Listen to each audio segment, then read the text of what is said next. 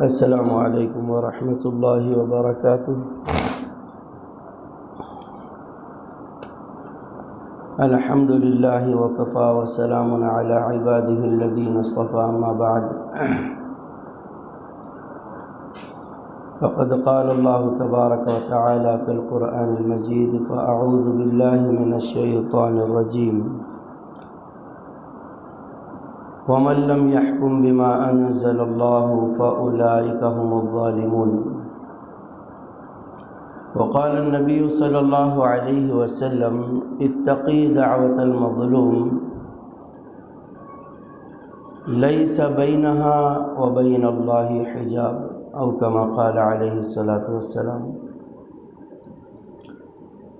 بہت مختصر وقت میں مجھے بہت زیادہ باتیں آپ سے کرنا ہے، لیکن سب سے پہلے میں آپ کو مبارکباد بھی دینا چاہتا ہوں اور آپ کا شکریہ بھی ادا کروں گا۔ شکریہ اس لیے کہ آپ نے مجھے موقع دیا یہاں پر بولنے کے لیے، اور مبارکباد اس لیے کہ آپ تمام ہمارے پرنسپل صاحب اور آپ تمام معلمین سامعین کی یہ کوشش جو آپ نے لیکچر سیریز جو علماء کی تقریروں کا سلسلہ یہاں پر رکھا ہے، یہ یقین مانیے دوسرے کالجز کے لیے ایک نمونہ بن رہا ہے یا بن گیا ہے الحمدللہ۔ یہ بہت بڑی بات ہے، اور میں نہیں سمجھتا اس میں آپ کو آخرت کے علاوہ کوئی غرض وابستہ ہے۔ اس کا بدلہ اللہ تبارک و تعالیٰ آپ کو آخر میں دیں گے انشاءاللہ تعالیٰ۔ اپنے موضوع پر آتا ہوں۔ ظلم اصل میں کہتے ہیں الظلم وضع الشیء فی غیر محلہ، کسی چیز کو بے محل رکھنا۔ قرآن کی زبان میں کہیے وَمَن لَّمْ يَحْكُم بِمَا أَنزَلَ اللَّهُ فَأُولَٰئِكَ هُمُ الظَّالِمُونَ، کہ جو کچھ اللہ تبارک و تعالیٰ نے قرآن پاک میں نازل کیا ہے احکامات، قوانین، اس کو چھوڑ کر اپنے اعتبار سے فیصلے کرنا یہ ظلم ہے۔ قرآن نے کہا فَأُولَٰئِكَ هُمُ الظَّالِمُونَ، اور حدیث کی زبان میں وَإِذَا وُسِّدَ الْأَمْرُ إِلَىٰ غَيْرِ أَهْلِهِ فَانْتَظِرِ السَّاعَةَ، کہ جب نااہلوں کو، میرا موضوع ہی ذرا تلخ ہے، جب نااہلوں کو بڑے بڑے عہدے دے دیے جائیں تو اللہ کے نبی نے فرمایا کہ اس وقت قیامت کا انتظار کرو۔ جی، جیسے قرآن نے کہا قرآن کو چھوڑ کر اپنے اعتبار سے کام کیا جائے، یہ ہوتا ہے ہمارے پاس۔ میں جب خلا طلاق میں دیکھتا ہوں جو واقعات آتے ہیں، وہ واقعہ نہیں بتلاؤں گا، ایک پوائنٹ کی بات بتلاؤں گا۔ بیٹی جب روتی ہے تو دل میں درد ہوتا، بہو روتی ہے تو سر میں درد ہوتا۔ یہ ہے کہ اللہ کے قرآن کو چھوڑ کر، اور اس کا سدباب کیا ہے؟ جو حدیث میں اللہ کے نبی نے فرمایا، کوشش کروں گا کوئی بات اپنی طرف سے نہ کہوں۔ من رأى منکم منکرا فلیغیرہ بیدہ، کہ جب کوئی تم برائی ہوتے ہوئے دیکھو تو کیا کرو؟ بولیے، مشہور حدیث ہے جی نا۔ ایک ترجمہ علماء نے یہ بھی کیا ہے، میں اس سے انکار نہیں کرتا، لیکن مشیر صاحب بیٹھے ہیں، عتیق صاحب بیٹھے ہیں، اور بھی علماء کرام ہوں گے۔ غیر یغیر کے معنی ہوتے ہیں بدل دینے کے، اس کو اپنے ہاتھ سے بدل دو۔ ظالم ہے اس کو ظلم سے روکو، استطاعت ہے تو ہاتھ سے روکو یا زبان سے روکو۔ جو اللہ کے نبی نے فرمایا اذا سرتک حسنتک وساءتک سیئتک فانت مؤمن، جب تمہاری نیکی تمہیں خوش کرے اور تمہارا گناہ تمہیں غمگین کرے تو سمجھ جاؤ کہ تم مومن ہو۔ یہ حدیث ہے۔ اپنے ہاتھ سے روکو نہیں، اس کو بدل دو۔ اور دوسری حدیث میں اللہ کے نبی نے فرمایا ما من رجل یکون فی قوم یعمل فیہم بالمعاصی یقدرون ان یغیروا علیہ ولا یغیرون الا اصابہم اللہ بعقاب قبل ان یموتوا، کہ کسی قوم کے اندر کوئی آدمی ہو جو گناہ کا کام کر رہا ہے، ظلم کر رہا ہے، اور وہ قوم اس کو باوجود طاقت کے نہ روکے، تو پھر اللہ کی طرف سے ایسا عذاب آتا ہے کہ پوری قوم اس عذاب کی لپیٹ میں آتی ہے۔ بہت سے قرآن کے طالب علم یہاں پر بیٹھے ہوں گے، ان کے شوق کو بڑھانے کے لیے کہتا ہوں کہ قرآن کریم کے اندر 8 آیتیں ایسی ہیں جس میں 17 لوگوں کو اللہ تبارک و تعالیٰ نے سب سے بڑا ظالم کہا ہے۔ جی، سب سے ظالم نہیں، سب سے بڑا ظالم۔ آپ میں بہت سے لوگ یہ سمجھ کر آئے ہوں گے کہ اب ظلم کی بات ہے تو مولانا فلسطین کی بات کریں گے۔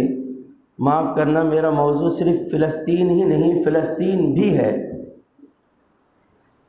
یہ عجیب بات ہے، اللہ تعالیٰ نے ہم کو بتلایا کہ یہودی ظالم ہے، لیکن جتلایا ہم کو کہ تم بھی کم نہیں ہو۔ ہاں، قرآن میں جب ہمارا تعارف ہوا تو فرمایا ان الانسان لظلوم کفار، انسان بہت بڑا ظالم ہے۔ قرآن کی آیت ہے سورہ ابراہیم کی، اور بہت بڑا ناشکرا ہے۔ آپ کسی کے ساتھ 99 اچھائیاں کرو، ایک برائی کرو، آپ کی ایک برائی یاد رکھے۔ سورہ احزاب میں فرمایا انہ کان ظلوما جہولا، کہ انسان بہت بڑا جاہل اور بہت بڑا ظالم ہے۔ اور عجیب بات ہے، سب سے بڑی دعا ہے اہدنا الصراط المستقیم، کیونکہ ہر نماز میں مانی جاتی ہے، لیکن ہر نماز میں ہم کو اللہ یہ بھی جتلاتا ہے آخر میں سلام پھیرنے سے پہلے، اللہم انی ظلمت نفسی، اے اللہ میں نے اپنے آپ پر ظلم کیا۔ کیا بتلا رہا ہے اللہ کہ تو بھی ظالم ہے۔ ظلم ایک تو ہوتا ہے افرادی، یعنی کوئی آدمی اکیلے کرتا ہے، ایک ہوتا ہے اجتماعی، کوئی جماعت کسی پر کر دے، موب لنچنگ کر دیا، کسی کو قتل کر دیا، اور ایک ہوتا ہے حکومتی لیول پہ، جیسے فلسطین کے اندر ہو رہا ہے۔ جی، اگر موقع ملا تو اس کی بھی وضاحت کروں گا، وہ کیوں ہو رہا ہے، بہت لمبا موضوع ہے، لیکن میں اپنے ٹاپک پر آتا ہوں۔ قرآن نے 8 آیتیں بیان کی ہیں جس میں کہا کہ سب سے بڑے ظالم ہیں۔ سب سے پہلے فرمایا ان الشرک لظلم عظیم، کہ شرک بہت بڑا ظلم ہے اور یہ کرنے والا بہت بڑا ظالم ہے۔ دوسری جگہ فرمایا ومن اظلم ممن افترى علی اللہ کذبا او کذب بآیاتہ۔ میں صرف اس کی مراد بیان کروں گا کیونکہ وقت اتنا نہیں ہے، یہ اتنا بڑا موضوع ہے، یقین مانیے اگر آپ لوگ کی دعا شامل حال رہی تو اس موضوع پر پوری میں ایک کتاب انشاءاللہ لکھنا چاہ رہا ہوں۔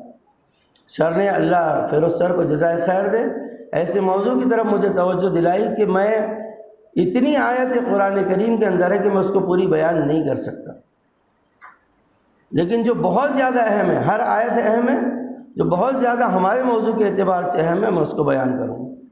تو مفہوم آیتوں کا بیان کروں گا، ہو بہو ترجمانی۔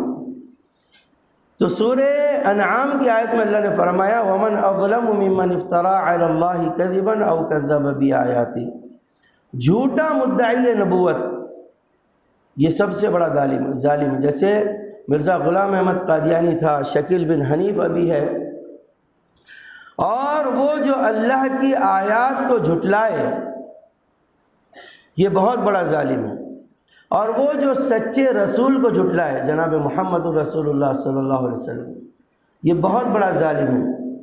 تیسری آیت ہے فمن اظلم ممن کذب بآیات اللہ وصدف عنہا، یہ سورہ انعام کے آخری رکوع کی آیت ہے۔ اس میں بھی اللہ نے فرمایا کہ وہ سب سے بڑا ظالم ہے جو کتاب ہدایت کو جھٹلائے، یعنی قرآن کریم کو جھٹلائے۔ اور یہ ساری صفات یہودیوں کے اندر بدرجہ اتم موجود ہے۔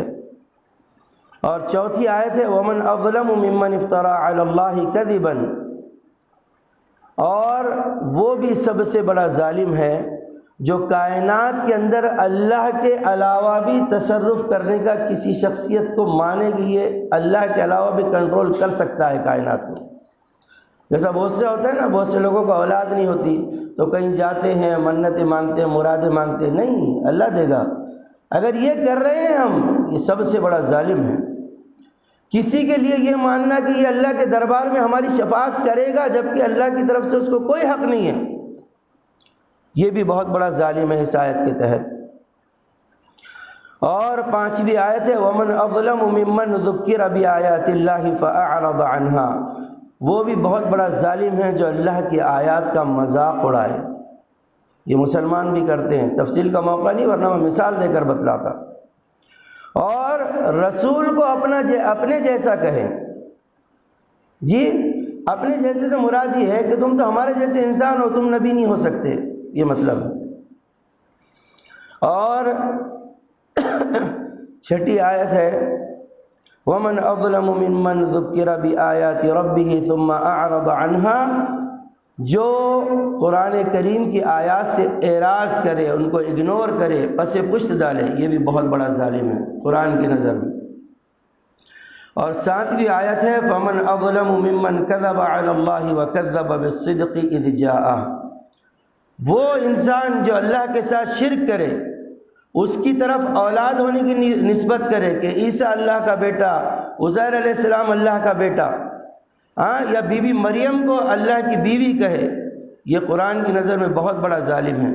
اور اسی طرح اسلام کی تکذیب کرنے والا، یہ بھی اللہ کی نظر میں بہت بڑا ظالم ہے۔ اور آخر میں ہے وَمَنْ أَظْلَمُ مِمَّنْ مَنَعَ مَسَاجِدَ اللَّهِ أَن يُذْكَرَ فِيهَا وَسَعَىٰ فِي خَرَابِهَا، اور وہ بھی بہت بڑا ظالم ہے جو اللہ کے بندوں کو مسجدوں میں آنے سے روکے کہ وہ آئیں گے اور اللہ کا ذکر کریں گے، اور مسجدوں کی ویرانی کی کوشش کریں۔ ایک واقعہ اس کے ذیل میں ملا کہ کوئی بچہ تھا، باہر اس کی پرورش ہوئی تھی یورپ وغیرہ میں، بہرحال اس کو جوان ہونے تک مسجد جانے کا موقع نہیں ملا، وہ کسی طرح ہمارے ہندوستان، انڈیا وغیرہ میں آ گیا، نماز پڑھ رہا تھا۔ نماز کے دوران اس کا موبائل بج گیا، اور موبائل پہ بھی انگلش گانا بجا۔ اب جو مسجد کے جو ذمہ دار تھے یا امام صاحب تھے، کون تھے پتہ نہیں، نماز ہونے کے بعد اس کو وہ ڈانٹ پلائی اس نے کبھی اپنی زندگی میں نہیں سنا تھا۔ وہ شرم سے پانی پانی ہو گیا۔ اس کے دوست یا کزن وغیرہ جس نے اس کو مسجد لے کر گیا تھا، اس نے کہا یار بھائی ایک کام کر، اب تو اتنا ٹینشن میں آ گئے، اب ایک کام کریں گے، دل تھوڑا ہلکا کرنے کے لیے شراب پی لیں گے، ڈرنک کر لیں گے، کیونکہ اب اس کو تو پوری مسجد کے سامنے ذلیل کر دیا تھا، ڈانٹ دیا تھا کہ بے وقوف ہے۔ آج بھی ہماری مسجد میں ہوتا ہے ایسا، معاف کرنا بہت سے اگر ذمہ دار بیٹھے ہوں تو، کون سی بات کب کہاں اور کیسے کہی جاتی ہے، اگر ہو یہ سلیقہ تو ہر بات سنی جاتی ہے۔ اتنی بری طرح اس کو ڈانٹ دیا، وہ شراب کھانے میں گیا۔ اب وہ ٹینشن میں تھا، شراب کا جام اس کے ہاتھ میں تھا، اللہ کا کرنا ایسا، ہر چیز اللہ کی مرضی سے ہی ہوتی ہے، وہ جام اس کے ہاتھ سے گر گیا شراب خانے۔ اب وہ اور گھبرا گیا کہ وہاں مجھ سے یہ غلطی ہو گئی، مسجد میں امام صاحب نے، صدر صاحب نے ڈانٹ دیا، اب یہاں پر تو جیسی وہ جام گرا شراب کا، وہ قیمتی تھا، وہ کوئی مینیجر شراب کے اڈے کا سامنے سے آ رہا تھا، یہ گھبرا گیا۔ وہ مینیجر نے آنے کے بعد پہلا جملہ اس سے یہ کہا کہ سر ڈونٹ وری، گلاس کا آپ ٹینشن مت لیجئے، آپ کو تو کچھ نہیں ہوا۔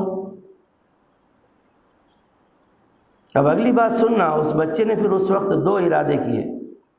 ایک ارادہ یہ کیا کہ مسجد کبھی نہیں جاؤں گا، اور دوسرا ارادہ یہ کیا کہ شراب خانہ کبھی نہیں چھوڑوں گا۔ اللہم انی ظلمت نفسی ظلما کثیرا، ترجمہ میں نے بتلا دیا۔ یہ ہے جو ہمارے سے ہو رہی ہے غلطی۔ تو اب من جملہ بتلاتا ہوں کتنے لوگ ہیں جن کو قرآن نے ظالم کہا ہے۔ قرآن کی آیتیں نہیں، اب اس کا خلاصہ عرض کر رہا ہوں۔ مشرک، جھوٹا مدعی نبوت، منکر آیات اللہ اور منکر رسول اللہ، منکر قرآن، اللہ کے علاوہ کائنات میں تصرف کا حق ماننے والا، بغیر اذن اللہ شفاعت کا حق ماننے والا، آیات اللہ کا مذاق اڑانے والا، رسول کو اپنے جیسا کہنے والا اور آیات اللہ سے اعراض کرنے والا، اللہ کی طرف اولاد کی نسبت کرنے والا، اللہ کی طرف بیوی کی نسبت کرنے والا، اسلام کی تکذیب کرنے والا، مساجد میں ذکر اللہ سے روکنے والا، اور مساجد کی ویرانی کی سعی کرنے والا، اللہ کی راہ سے روکنے والا اور اس میں کجی تلاش کرنے والا، یہ 17 لوگ ایسے ہیں جس کو قرآن نے کہا کہ ظالم ہیں۔ اب دیکھیں ان ظالموں کی، جو میں بھی ہو سکتا ہوں، آپ بھی ہو سکتے ہیں، اور غیر مسلم یا یہودی بھی ہو سکتے ہیں، معافی کے ساتھ میں نے پہلے ہی کہا میرا موضوع تلخ ہے، میں میٹھے لہجے میں تو بول سکتا ہوں لیکن میٹھی بات نہیں بول سکتا۔ 19 دفعات قرآن نے ایسی بتلائی ہے ظالموں کے بارے میں، اس میں نے وہ آیت شامل نہیں کیا جس میں اللہ نے فرمایا واللہ لا یہدی القوم الظالمین، ان اللہ لا یہدی القوم الظالمین، اللہ تعالیٰ ظالموں کو ہدایت نہیں دیتا، یہ آیتوں کو شامل نہیں کیا۔ اس کے علاوہ آیت بتلا رہا ہوں۔ سب سے پہلی سزا اللہ نے کیا فرمایا ظالم کے لیے؟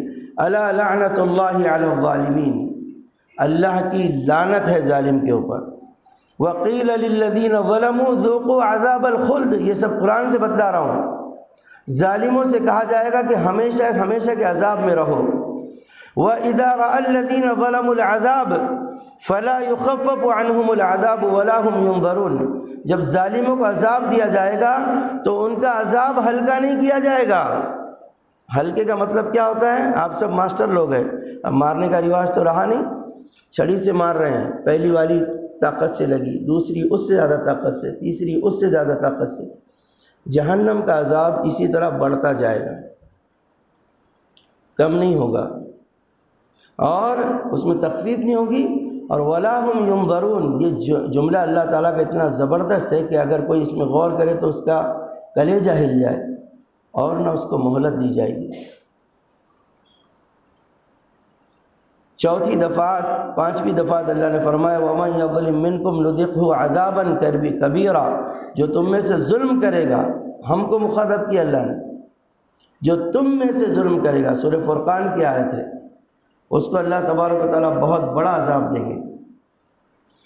6ٹھی آیت ہے قابیل کے بارے میں جو آدم علیہ السلام کا بیٹا تھا، وَذَلِكَ جَزَاءُ الظَّالِمِينَ، یہ ظالموں کی جزا ہے، یعنی اس کی نیکی کو اللہ قبول نہیں کریں گے۔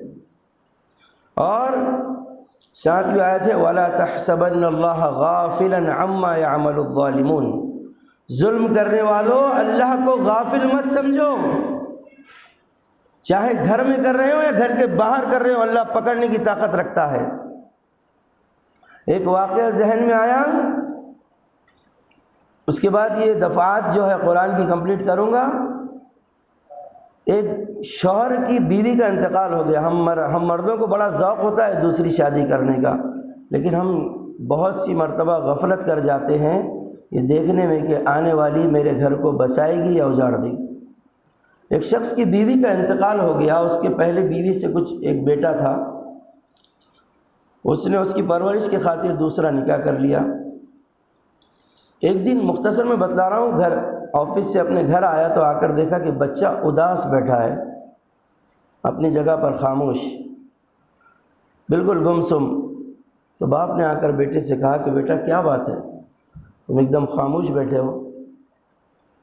بیٹے نے کہا نہیں ابا کوئی بات نہیں۔ تو ایک جملہ پھر بار بار پوچھنے کے بعد بچے نے کہا کہ ابو جان میری سگی ماں جھوٹی تھی، سوتیلی ماں سچی ہے۔ اس میں بڑا پریشان ہوا، بیٹے کیا بات ہے، ایسے کیوں؟ کہا کہ ابو جان جب میری مرحوم سگی ماں میں شرارت کرتا تھا تو مجھ سے کہتی تھی کہ اگر تو شرارت کرے گا تو تجھے کھانا نہیں دوں گی، لیکن جب کھانے کا وقت ہوتا تو مجھے کھانا دے دیتی تھی۔ آج صبح سے شام ہو گئی، میری سوتیلی ماں نے بھی مجھے یہی کہا تھا، لیکن واقعی وہ اپنے قول کی سچی نکلی، مجھے کھانا نہیں دیا۔ وَلَا تَحْسَبَنَّ اللَّهَ غَافِلًا عَمَّا يَعْمَلُ الظَّالِمُونَ، اللہ کو غافل مت سمجھو، اس لیے حدیث میں فرمایا انصر اخاک ظالما او مظلوما، اپنے بھائی کی مدد کرو، ظالم ہے تو بھی مدد کرو اس کو ظلم سے روک کر، اور مظلوم ہے تو بھی مدد کرو۔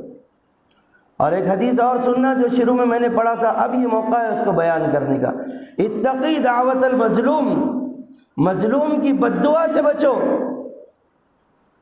لیس بینہا وبین اللہ حجاب، کہ اس کے اور اللہ کے درمیان کوئی حجاب نہیں ہوتا۔ ایک ضعیف روایت سے استفادہ کیا ہے، موسیٰ علیہ السلام نے پوچھا اللہ تعالیٰ سے کہ اللہ آپ کس کے ساتھی ہیں؟ اللہ نے فرمایا کہ میں مظلوم کا ساتھی ہوں جب تک کہ اس کو انصاف نہ دلا دوں، جہاں انصاف نہیں ہوگا وہاں ظلم ہوگا۔ 8ویں دفعہ اللہ نے فرمایا قرآن کریم میں فَأَوْحَى إِلَيْهِمْ رَبُّهُمْ لَنُهْلِكَنَّ الظَّالِمِينَ، نبیوں سے فرمایا، رسولوں سے، کہ ہم نے انبیاء کی طرف وحی کی ہے کہ ہم ضرور بالضرور ظالمین کو ہلاک کریں گے، سورہ ابراہیم کی آیت ہے۔ اور 9ویں دفعہ فرمایا ان الظالمین لہم عذاب علیم، ظالمین کے لیے دردناک عذاب ہے۔ اور 10ویں مرتبہ فرمایا وَأَنذِرِ النَّاسَ يَوْمَ يَأْتِيهِمُ الْعَذَابُ فَيَقُولُ الَّذِينَ ظَلَمُوا رَبَّنَا أَخِّرْنَا إِلَىٰ أَجَلٍ قَرِيبٍ نُجِبْ دَعْوَتَكَ وَنَتَّبِعِ الرُّسُلَ، کہ ظالم لوگ اللہ کے عذاب کو دیکھ کر قیامت کے دن کہیں گے اللہ ہم کو مہلت دے دو، اللہ کہے گا اب نہیں، اب وقت جا چکا۔ 11ویں دفعہ فرمایا وَلَقَدْ جَاءَهُمْ رَسُولٌ مِّنْهُمْ فَكَذَّبُوهُ فَأَخَذَهُمُ الْعَذَابُ وَهُمْ ظَالِمُونَ، کہ جب ان کے پاس رسول کی بات آئی، رسول آئے، رسولوں کی تعلیمات آئی، انہوں نے اس کو اگنور کیا۔ آج ہمارے گھروں میں یہی ہوتا ہے۔ تو اللہ نے کیا کیا؟ ان کو پکڑ لیا۔ کیوں پکڑا؟ فرمایا فَأُولَٰئِكَ هُمُ الظَّالِمُونَ، وہ ظالم تھے۔ 12ویں دفعہ فرمایا اِنَّا أَعْتَدْنَا لِلظَّالِمِينَ نَارًا أَحَاطَ بِهِمْ سُرَادِقُهَا، ہر جمعہ سورہ کہف پڑھتے ہیں، یہ اس کی آیت ہے۔ جب ظالمین کے سامنے جہنم کی آگ پر، ہاں یہ بڑی عجیب بات ہے، آپ کی یعنی اگر آپ ذوق رکھتے ہوں گے تفسیر کا تو آپ کو بتلا دوں جہنم کی شدت کیا ہے۔ جہنم کی آگ پر گرم کیا ہوا ایک لوٹا پانی اگر دنیا کے 7 سمندروں میں ڈال دیا جائے تو 7 سمندر اس کی حرارت کی وجہ سے ابلنے لگیں گے۔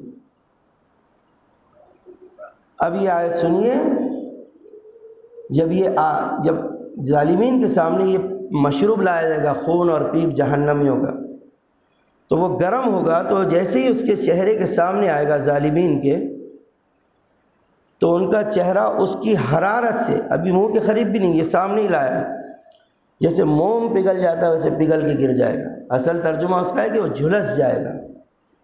اِنَّا أَعْتَدْنَا وَإِن يُغِيثُوا يَغَاثُوا بِمَاءٍ كَالْمُهْلِ يَشْوِي الْوُجُوهَ، ان کے چہرے جھلس کے رہ جائیں گے۔ 13ویں دفعہ فرمایا وَتِلْكَ الْقُرَىٰ أَهْلَكْنَاهُمْ لَمَّا ظَلَمُوا وَجَعَلْنَا لِمَهْلِكِهِمْ مَوْعِدًا، یہ اسرائیل پر بھی فٹ ہوتی ہے کہ ہم نے ان بستی والوں کو اس وقت ہلاک کیا جب انہوں نے ظلم کیا۔ اور یاد رکھنا مسلمانوں، اللہ فرما رہا ہے قرآن میں، ہم نے ان کو پکڑنے کے لیے ایک وقت ہماری تقدیر میں مقرر کر دیا تھا۔ وہ کچھ وقت ہوتا ہے، اور جب اللہ جب پکڑتے ہیں نا، اگلی پچھلی سب برابر کر دیتے ہیں۔ 14ویں دفعہ فرمایا قال اما من ظلم فسوف نعذبه ثم يرد الى ربه فيعذبه عذابا نكرا، حضرت ذوالقرنین نے کہا تھا، یہ بھی سورہ کہف کی آیت ہے، کہ اگر یہ ظلم کریں گے تو میں بھی انہیں عذاب دوں گا، اور جب یہ اللہ کے پاس جائیں گے تو اللہ بھی انہیں عذاب دے گا۔ اور 15ویں دفعہ فرمایا جب ظالمین لوگ قیامت کے دن آئیں گے فَيَوْمَئِذٍ لَّا يَنفَعُ الظَّالِمِينَ فَيَوْمَئِذٍ لَّا يَنفَعُ الَّذِينَ ظَلَمُوا مَعْذِرَتُهُمْ وَلَا هُمْ يُسْتَعْتَبُونَ، ان کی معافی قیامت کے دن اللہ قبول نہیں کریں گے، اور نہ ان ظالموں کی مدد کی جائے گی۔ اور 16ویں مرتبہ فرمایا وَكَذَلِكَ أَخْذُ رَبِّكَ إِذَا أَخَذَ الْقُرَىٰ وَهِيَ ظَالِمَةٌ إِنَّ أَخْذَهُ أَلِيمٌ شَدِيدٌ، ان بستی والوں کو اللہ نے اس وقت پکڑا جب وہ ظلم کر رہے تھے، اور اللہ کی پکڑ بڑی سخت ہے۔ اور 17ویں مرتبہ فرمایا وَسَيَعْلَمُ الَّذِينَ ظَلَمُوا أَيَّ مُنْقَلَبٍ يَنْقَلِبُونَ، جیسے ہم لوگ کہتے ہیں نا جب وہ مجھ سے بھیڑے گا، بالکل عام زبان میں کہہ رہا ہوں، جب وہ مجھ سے ٹکر لے گا تب میں بتلاؤں گا اس کا کیا حل کرتا ہوں۔ یہ بات اللہ تعالیٰ نے سورہ شعراء کے آخر میں فرمائی وَسَيَعْلَمُ الَّذِينَ ظَلَمُوا أَيَّ مُنْقَلَبٍ يَنْقَلِبُونَ، کہ عنقریب یہ ظلم کرنے والوں کو پتہ چلے گا کہ یہ ان کو کون سے ٹھکانے میں لے جا کر میں ڈالوں گا۔ اور 18ویں مرتبہ فرمایا جس کے مجرم ہو سکتا ہے میں بھی ہوں اور ہو سکتا ہے آپ میں سے بھی بہت سے لوگ ہوں، معافی کے ساتھ کہہ رہا ہوں، وَلَا تَرْكَنُوا إِلَى الَّذِينَ ظَلَمُوا فَتَمَسَّكُمُ النَّارُ، ظالموں کی طرف جھک نہیں جانا جی، سیاست کے لیے، عہدے کے لیے، کسی بڑے آدمی کے لیے۔ بولتے ہیں نا بڑے آدمیوں کی نظر میں اگر مقام بنانا ہے تو اس کے دو طریقے ہوتے ہیں، ایک ایمانداری والا راستہ کہ خدمت کرو ایسی کہ اس کی نظر میں مقام بن جائے، دوسرا راستہ جو آج کل زیادہ ہوتا ہے وہ چاپلوسی کا راستہ ہے، غیبت کا راستہ ہے، کسی کی برائی کر کے جی۔ اور یہودیوں کے اوپر جو سزا ہوئی تھی 19ویں دفعہ ذکر کر رہا ہوں، فَبِظُلْمٍ مِّنَ الَّذِينَ هَادُوا حَرَّمْنَا عَلَيْهِمْ طَيِّبَاتٍ، جب یہودیوں نے ظلم کیا تو اللہ فرماتے ہیں کہ ہم نے ان کے اوپر ساری پاک چیزیں جو ہے تو حرام کر دی، اب گندی چیزیں کھاؤ۔ اب یہی سزا کا کم ہے کہ اللہ تبارک و تعالیٰ نے ان کے اوپر لعنت بھیج دی ہے۔ اب دیکھیں ہم ظلم کہاں کہاں کرتے ہیں، ہم ظلم کرتے ہیں تجارت کے اندر، ہم ظلم کرتے ہیں گھروں کے اندر، ہم ظلم کرتے ہیں کسی کو عہدہ دینے کے اندر، ہم ظلم کرتے ہیں کسی کو امام بنانے کے اندر، ہم ظلم کرتے ہیں کسی کو بہو بنانے کے بعد، ہم ظلم کرتے ہیں کسی بعض بہویں اتنی قابل ہوتی ہے کہ بہو ہونے کے بعد ساس پہ بھی ظلم کر لیتی ہیں، ملتے ہیں ہم کو بھی ایسے، بڑی لائق فائق ہوتی ہیں، اللہ ایسی لائق فائق بہو کسی کو نہ دے۔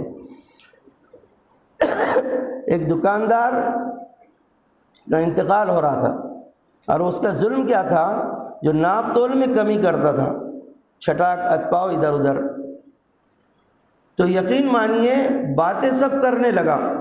یہ سبق آموز واقعات ہے جو قرآن حدیث سے اس کی مطابقت ہوتی ہے۔ لوگ اس کے پاس کلمہ پڑھنے لگے تو اس نے کہا کہ میں سمجھ رہا ہوں کہ تم مجھے کلمے کی تلقین کر رہے ہو، لیکن جو میں ناپ تول میں کمی کرتا تھا ایسے محسوس ہو رہا ہے کہ وہ ترازو کا کانٹا میرے گلے میں اٹک گیا ہے، کلمہ نہیں نکل رہا۔ یہ چھٹاک اٹپاؤ جو ادھر ادھر کرتا تھا اس کا حال ہے۔ ایک ہمارے مولوی صاحب صبح صبح واکنگ کر رہے تھے، ایک دیندار چچا کو دیکھا، سر پہ صافہ بندھا ہوا، سفید لباس، اور وہ سیب بیچ رہے تھے، پھلوں کی ٹوکری سامنے رکھی ہوئی ہے، ان سے اور دیکھا کہ دونوں آنکھوں سے ان کے آنسو جا رہے تھے۔ ان سے پوچھا کہ چچا کیا بات ہے؟ حضرت خوددار تھے، کچھ کہا نہیں، بار بار پوچھنے کے بعد کہا بیٹا سیب کی ٹوکری کیوں دیکھو۔ جب انہوں نے دیکھا تو جو اوپر کی پٹیارے کے اوپر کی جو تھر تھی پوری A1 سیب تھے اور نیچے سارے ادگلے سیب تھے۔ تو وہ چچا بالکل بزرگ تھے، کہا کہ اللہ نے مجھے ساری بیٹیاں دی ہے، بیٹا نہیں ہے، اور میرا معمول یہ ہے کہ میں دن بھر اس کو بیچتا ہوں، اس سے جو نفع آتا ہے اس سے میں اپنے بچوں کے لیے آٹا لے کر جاتا ہوں۔ آج کسی ظالم نے میرے بچوں کے منہ کا نوالا چھین لیا، کیونکہ اس نے تو یہ کہا ہو نا بھائی میں نے تو پورا باغ لیا ہے، مجھے سب بیچنا ہے، اچھا بھی بیچنا ہے، خراب بھی بیچنا ہے۔ اور ہم لوگ تو پڑھے لکھے لوگ ہیں، ہم تو جرم بھی قانون کے دائرے میں کرتے ہیں، قانون بنا کر کرتے ہیں، اور یہ تو آج کل ہم کو بہت اچھے سے سمجھ میں آ رہا ہے جب قانون ہم بنتے ہوئے دیکھتے ہیں کہ بہت سے قانون ظلم پر مبنی ہوتے ہیں۔ میں کسی ملک کا نام نہیں لے رہا جی، میں اتنا پڑھا لکھا انسان نہیں ہوں، لیکن آپ کو سمجھانے کے لیے کہہ رہا ہوں۔ بہرحال ایک مثال ہمیں ایسی بھی ملی، میرے چاچا نے کسی سے پلاٹ خریدے تھے، مطلب زمین خرید لیے کروڑوں کی، اور ان کو پیمنٹ بھی کر دیا۔ اب جب رجسٹری کرنے کا ٹائم تھا تو اتفاق سے ان کی طبیعت بگڑ گئی اور وہ صاحب جو ہے ICU میں ایڈمٹ ہو گئے، وہ بھی حیدرآباد میں۔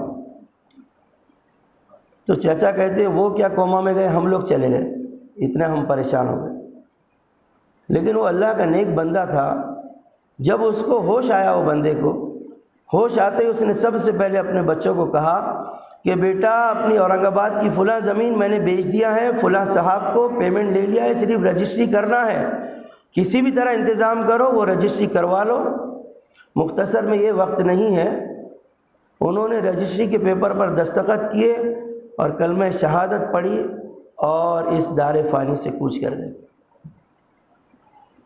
اور ان کے مرنے کے بعد ان کے بچوں نے اعلان کیا کہ ابا کے اوپر اگر کسی کا قرض ہو تو ثبوت بتلا کر، تحریر بتلا کر ہم سے حاصل کر لو۔ آج کل بھائی بہنوں کے حصے نہیں دیتے جی، اور معاف کرنا، میرا تعلق سے تبلیغ سے ہے، میں اس کی بات کروں گا، اور فل وہ جماعت کی دعوت بھی کرتا ہے، امام صاحب کو بھی دعوت میں بلاتا ہے، پہلی صف میں بھی نماز پڑھتا ہے، اور گھر پہ ھذا من فضل ربی بھی لکھ کر لگاتا ہے۔ یہ سب مت کرو، یہ سب مت کرو، بلکہ یہ کرو کہ جو تمہارے ذمہ حق ہے اس کو لوٹاؤ۔ ایک جملہ میرا یاد رکھنا، ایماندار وہ نہیں ہے جس کو بے ایمانی کا موقع نہیں ملا، بلکہ ایماندار وہ ہے جس کو بے ایمانی کا موقع ملا اور اس کے بعد بھی وہ ایماندار رہا، وہ ایماندار ہے۔ جی، ایک جگہ پر یو پی کا واقعہ ہے، انگریزوں کے دور کی بات ہے، سمجھانے کے لیے کہتا ہوں، اپنی بات کو سمیٹ رہا ہوں سر، ایک 2-3 منٹ بس۔ ہندوؤں کی زمین تھی، مسلمانوں نے اس پر قبضہ کر لیا تھا، اور وہ دونوں معاملات انگریز جج کے پاس آئے، جھگڑا چل رہا تھا، مسلمان کہتے ہیں ہماری، ہندو کہتے ہیں ہماری۔ تو انگریز جج نے کہا کہ تم دونوں کے درمیان کوئی ایسا فریق ہے، کوئی ایسا آدمی ہے جس کے فیصلے کو تم مان لو؟ تو انہوں نے کہا کہ ہاں، مولانا مظفر حسین ہیں۔ ہندوؤں نے کہا کہ اگر وہ کہہ دیں یہ زمین مسلمانوں کی ہے، ہم چھوڑ دیں گے۔ کہا کہ بہت اچھے، مسلمانوں کو لا لو، وہ مولانا کو لے کر آ جاؤ۔ وہ مولانا آئے، مولانا نے کہا کہ زمین ہندوؤں کی ہے، مسلمانوں نے اس پر قبضہ کیا ہے، مسلمانوں نے ظلماً اس پر قبضہ کیا اور مسجد بنائی ہے۔ ظلماً جب مسجد بنائی جاتی ہے تو اس مسجد کے اوپر نماز پڑھنا مکروہ لکھا ہے علماء کرام۔ تو انگریز جج نے ہندوؤں کے حق میں فیصلہ دے دیا، اور بڑا تاریخی جملہ اس نے لکھا، اس نے لکھا کہ آج اسلام جیت گیا، مسلمان ہار گئے۔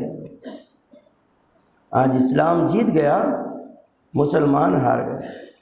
ہم اسلام کے حساب سے نہیں چلتے، ہم چاہتے اسلام ہمارے حساب سے چلے۔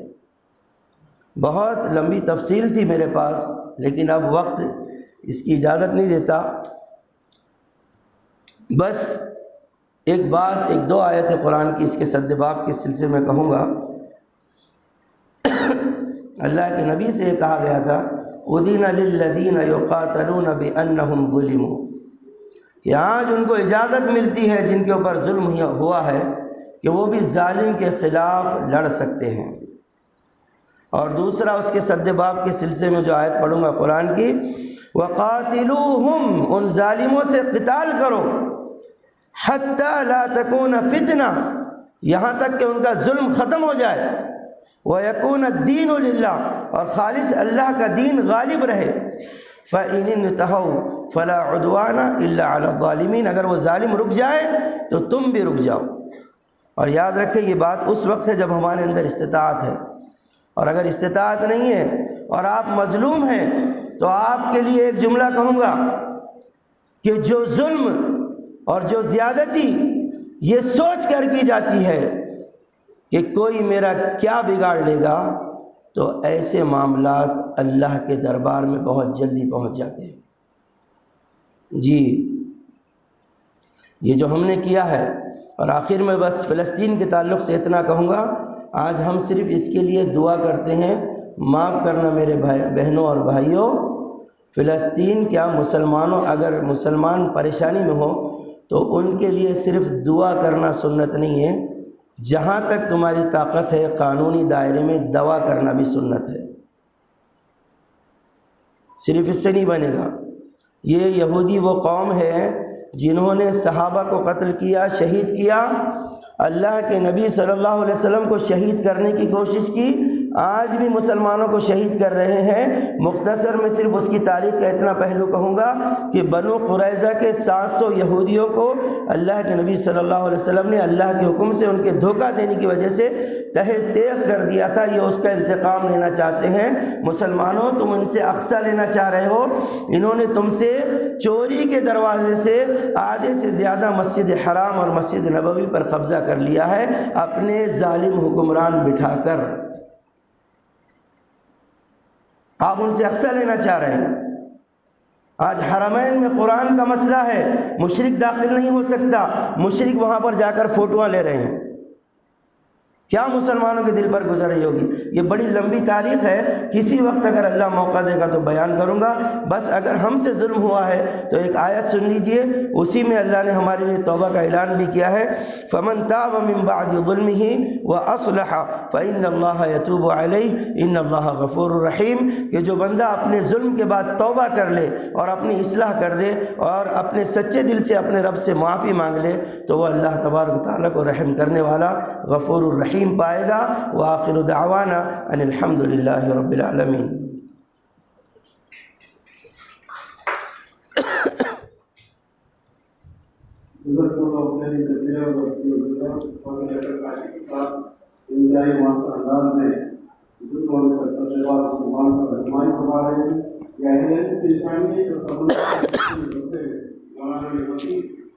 بہت ہی